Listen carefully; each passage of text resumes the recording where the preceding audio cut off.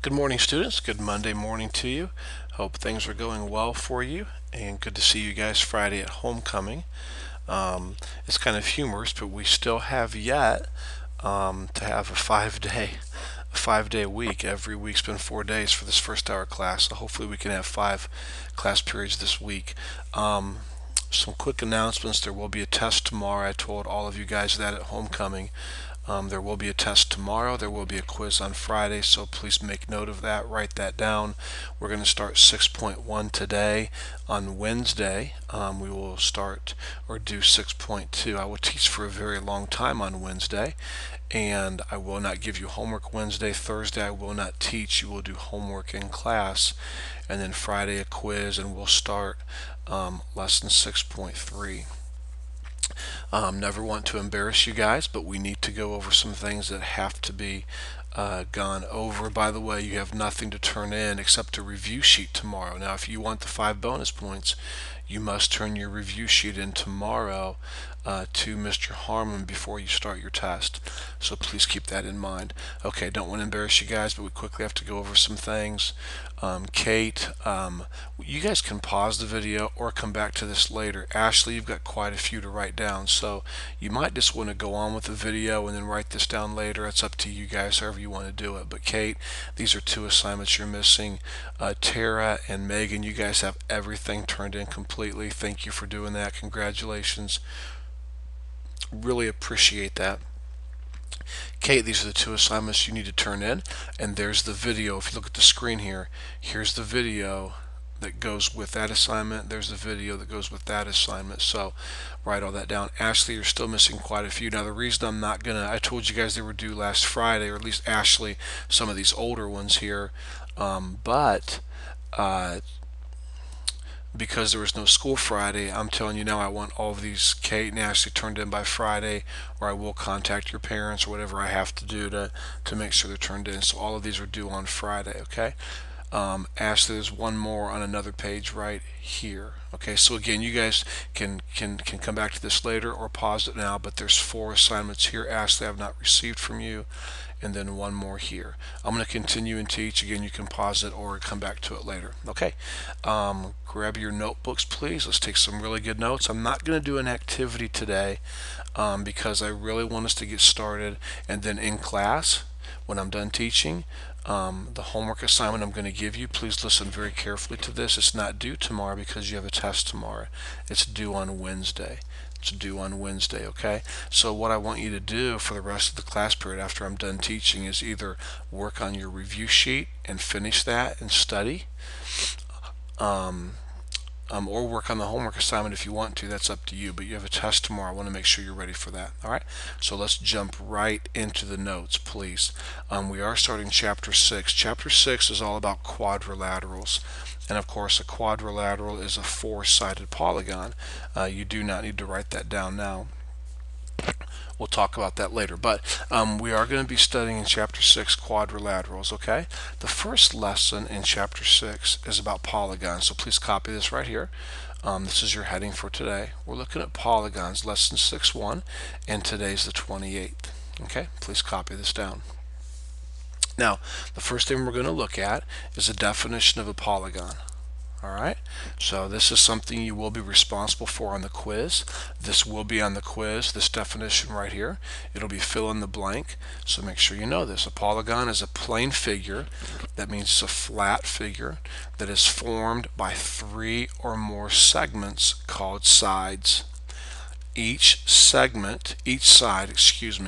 intersects exactly 2 other sides at its endpoints. Okay, so a polygon, while you're copying this down, I'm going to kind of talk to you a little bit. A polygon could be a weird shape like this.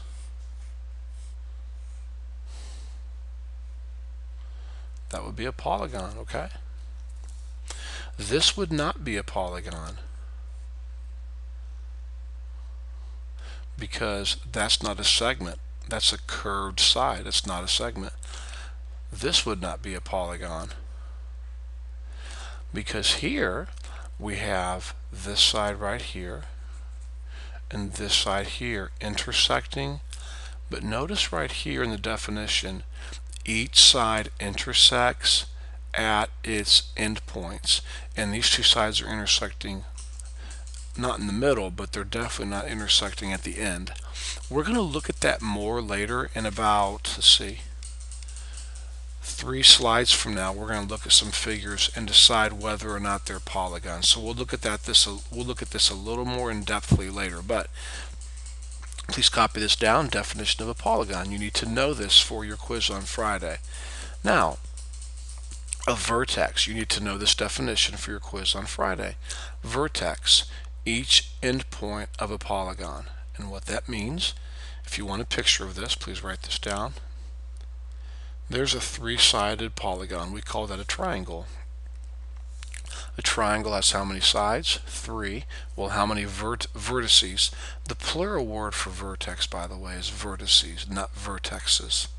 So, how many vertices does this triangle have? 3. 1, 2, 3. My Memopad's freezing up a little bit. Let me turn here and see if I can get a better reception. Here's a square. That's a 4-sided, or a rectangle. That's a 4-sided polygon. How many vertices does it have? Well, there's a vertex. There's a vertex. There's a vertex. There's a vertex. Let's go back a bit. Well, I erased the other stuff. But either way, that's a vertex. Okay. Each endpoint of a polygon. You need to know that. All right. Remember, geometry is definitions, theorems, postulates, corollaries, just a lot of memorization and a lot of stuff like that. What is a diagonal? This is interesting. Please write this down and we're going to talk about this. A diagonal is a segment that joins, this is interesting, look at this, 2 non-consecutive vertices of a polygon. Alright? So let's take a look at that. While you're writing that down, let me get a picture set up for you. I think pictures really help a lot. Let's look again at a rectangle. Alright, now you can write this down, or if you don't want to, you don't have to. These pictures I'm putting up here. Okay, a diagonal means you go from one vertex to another vertex and you draw a line. However, notice that this vertex has right beside it a vertex here and right beside it a vertex over here. Do you see that? Well, when it says 2 non-consecutive vertices, that means you can't draw a diagonal from here to here. That's kind of funny. That would just be a side. And you can't draw a diagonal from here to here. Again, that would just be a side. But you can draw a diagonal from here to here. So there's a diagonal. That's what we're talking about when we say a diagonal, okay? You could have a weird shaped object like this. Alright, and again, you can write this down. You don't have to if you don't want to. Here's a vertex. Obviously, you cannot draw a diagonal from here to here, nor from here to here. But you could draw a diagonal from here to there, or from there to there, or from there to there. So think of a triangle. A triangle will never have a diagonal. It's impossible. You cannot have a diagonal in a triangle, because if you try to draw a diagonal from here to here, you just get a side, and if you try to draw one from here to here, you just get a side. And so hopefully that makes sense. That's what a diagonal is, and that's what we're talking about when we mention the word diagonal. This definition will be on your quiz on Friday. All right, now I would not write this these next drawings down. We're going to look at a lot. Look at this. We're going to look at those. I would just sit back and watch, okay? In your head or out loud orally, you can say yes or no. We're going to practice the definition of a polygon. It'll take about 60 seconds, and I want to make sure you guys really have this drilled into your head, okay? Is this a polygon right here? Yes, it is. Nothing wrong with that. Sure. It's got 4 segments, and they all intersect at their endpoints. Is this a polygon? No. It has a curved side. That's not a segment. No. Is this a polygon?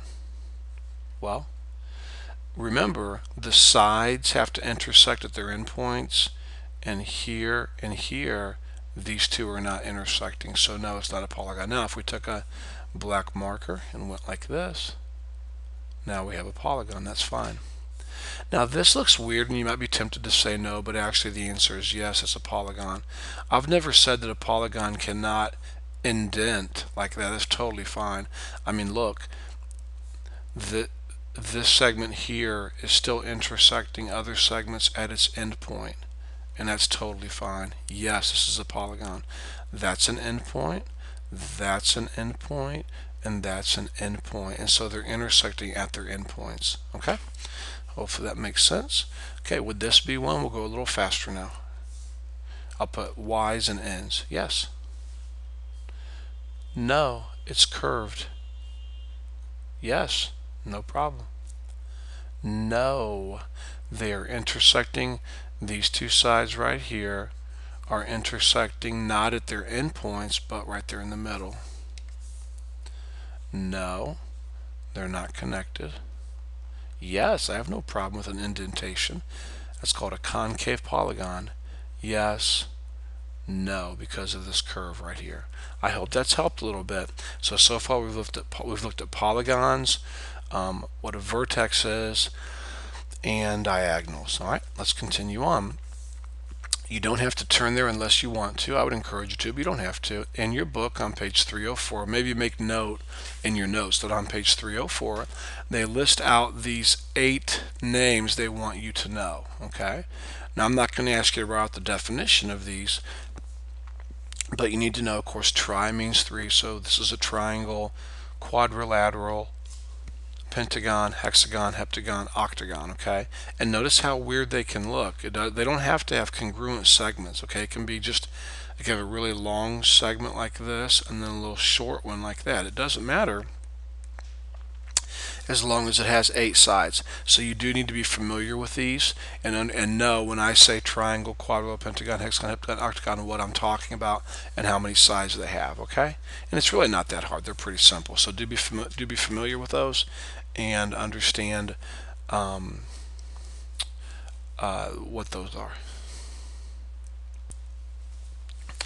Okay, moving on. Please, hopefully you're paying attention, listen well, so please pay attention and let's move on. All right, we are going to look now at a theorem, okay? What would geometry be without theorem? So we have to have a theorem today, and please write this in your notes. I'll give you a picture of it in just a second. Theorem 6.1 is called the quadrilateral interior angle theorem, okay? And it states the sum of the measures of the interior angles of a quadrilateral, that's a 4-sided figure, don't forget, a 4-sided figure is 360 degrees. Excuse me. Now, all that they're saying is this: I don't care how weird shaped the object is. If this right here is 80 degrees, and we'll say this is 95, and we'll say this is 50, then you can find this 4th side right here. Let's see, if you add these 3 up, I think you get 220.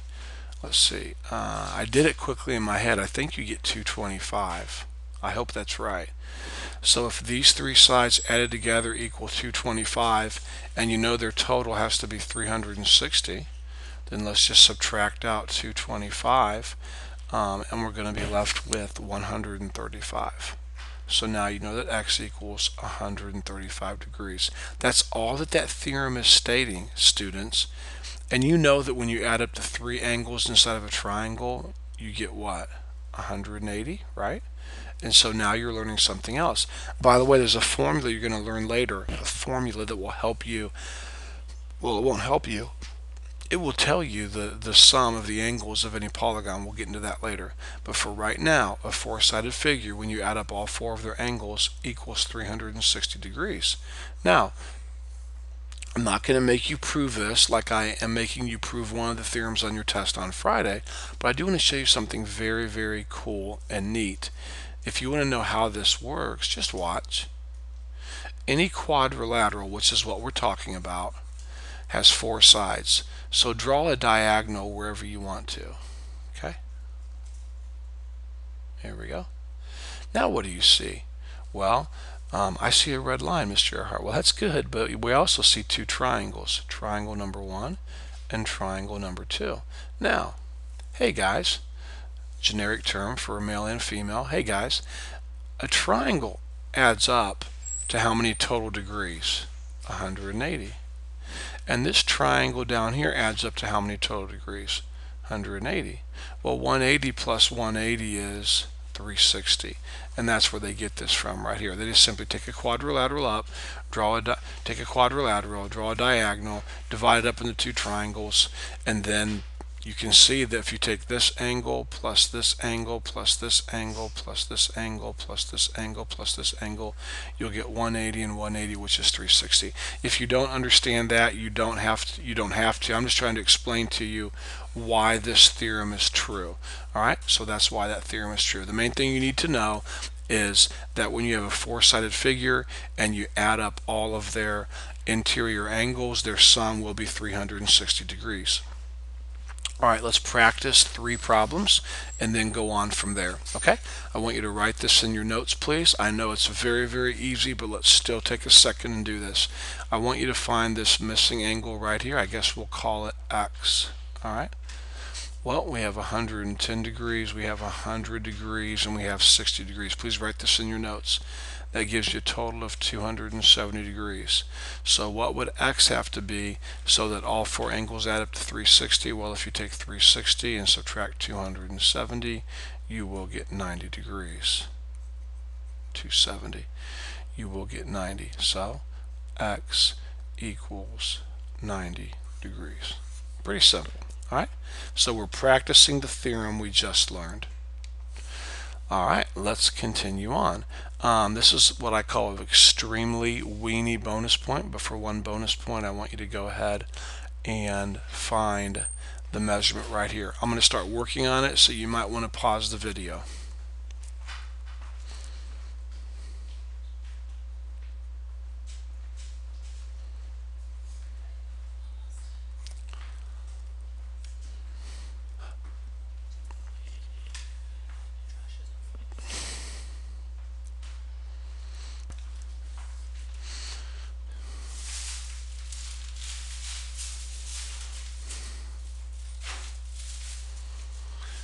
Alright, that was kind of like the silent video there, just kind of writing up here and not talking, but if you add up all 3 angles, you get 295, and if you subtract, you get 65 degrees. So the missing angle, we write it like, in geometry you'd write it like this: measure of angle A equals 65 degrees. Alright, I hope that's right. I did it quickly in my head. It looks right, so 65 degrees.